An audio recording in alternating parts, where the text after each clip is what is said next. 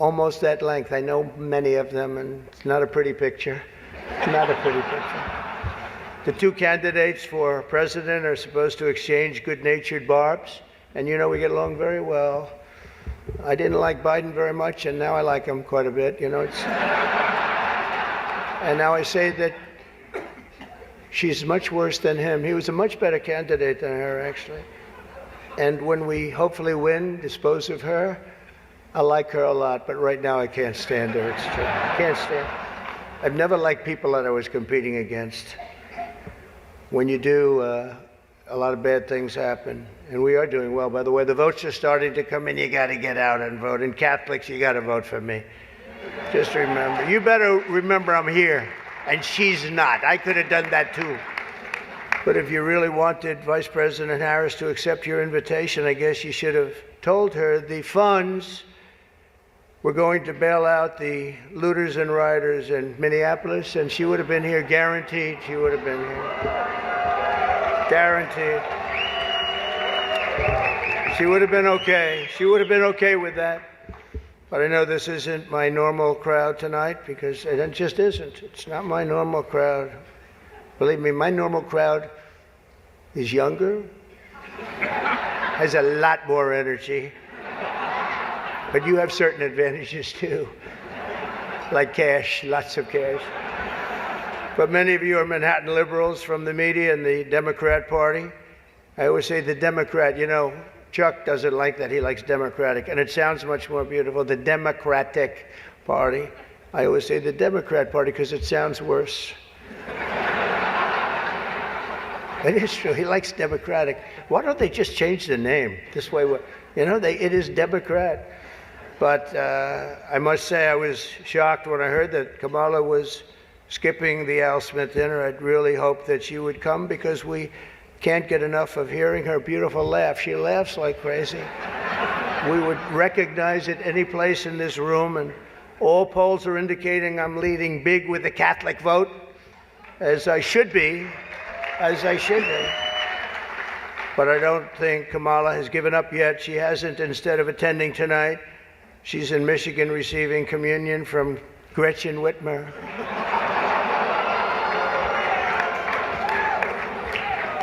That's not a pretty sight. But Catholics, please don't be too insulted by Kamala's absence. If the Democrats, yeah, he says, thank you very much, I appreciate it. If Democrats really wanted to have someone not be with us this evening, they would have just sent Joe Biden. You know, he's having second thoughts, you know that, right? He wants to come back. If she does any worse in the polls, they're going to bring him back again, I think. Chuck, he's going to do it. He's the one that got him out. That's the guy. Much more so than Crazy Nancy, I will tell you, because I know him. He did it. Joe has almost disappeared from view. The only way he could be seen less is if he had a show on CNN. They had nothing. They've got nothing. Fake news, right? Fake. That term wasn't good. You know, they say that term is no longer in vogue because it's much worse than fake. I don't want to tell you what the real name is. I won't do it, because all those cameras would shut off immediately. They don't like that. But apparently Joe didn't think it was fair for me to have the podium to myself with Kamala skipping the event. So he called, looked at me, and said, "Don't." Does anybody understand that? Yeah. I thought it was actually very good until just now. It was announced this morning that at a funeral yesterday, in a rare moment of clarity, Joe told Barack Hussein Obama that, quote, only a few people got that. Or as Rush Limbaugh used to say, Barack Hussein Obama. Remember, bro? He was a piece of work. We miss him. But as he told Barack Hussein Obama, quote, "She's not as strong as me. She's not as strong. Do you understand that?" And Obama agreed, saying, "That's true. Other than that, I think the Democrats are getting along quite well." Right? Nobody got that one. The fact is, we need new leadership in this country. Right now, we have someone in the White House who can barely talk, barely put together two coherent sentences. who seems to have mental faculties of a child. It's sad. There's a person that has nothing going, no intelligence whatsoever, but enough about Kamala Harris. Let's get on to something else. I know Kamala's word because she spends a lot of time complaining. I won't agree to another debate, but the truth is I've debated twice this year, once against Joe Biden and once against David Muir of ABC. That was amazing, 11 times. None for the other side. Do you think that's fair news? I don't think so. That's fake news. I don't know what's going to happen 3 weeks from now. It's going to be very interesting. It just started. It's actually, isn't it sort of exciting, right? It really, isn't it just exciting what's going on? It's a process. It's a rough process, too. Not so pretty, and yet sometimes very beautiful. But the press is reporting the Democrats are starting to panic.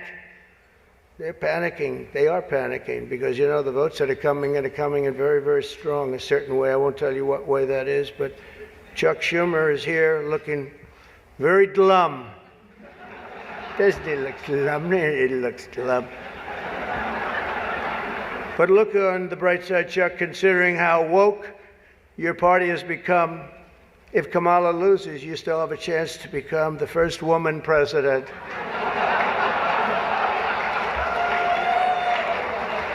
And I actually said, do you mind if I do that? And he said, no, you got to do what you got to do. He's a pro. He's a professional. No, he's a good man, actually. I hate to say it. Don't ever use it against me, please. They'll say, this dinner was really setting me back when I say that. But I've known him a long time. There's a group called White Dudes for Harris. Have you seen this? White Dudes for Harris. Anybody know? Are some of you here? White Dudes for Harris? Doesn't sound like it. But I'm not worried about them at all because their wives and their wives' lovers are all voting for me. Every one of those people is voting for me. And as you may have seen, Kamala did an interview on Fox News yesterday. It went so poorly for her that the Democrats have been forced to install another 100 drop boxes throughout the city.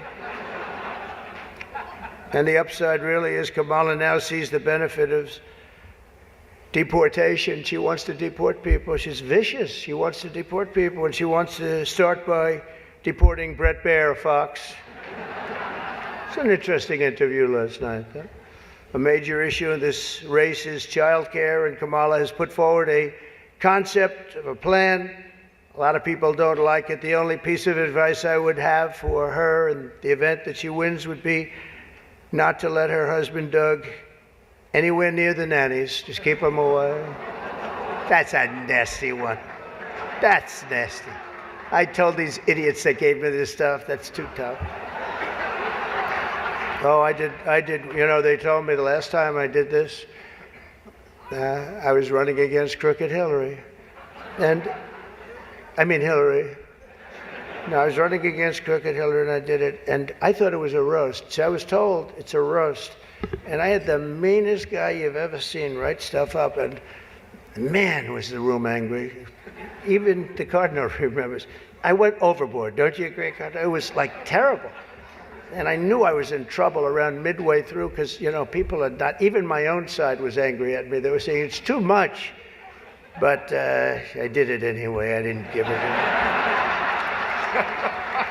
Campaigning can take a toll on a family and family life, although I hear that Kamala and her husband carve out some really beautiful alone time at the end of the day for an intimate dinner, just Doug, her, and the teleprompter that she uses quite well. And by the way, she wouldn't have liked this tonight if she was told about no teleprompter. I can't believe I saw a teleprompter.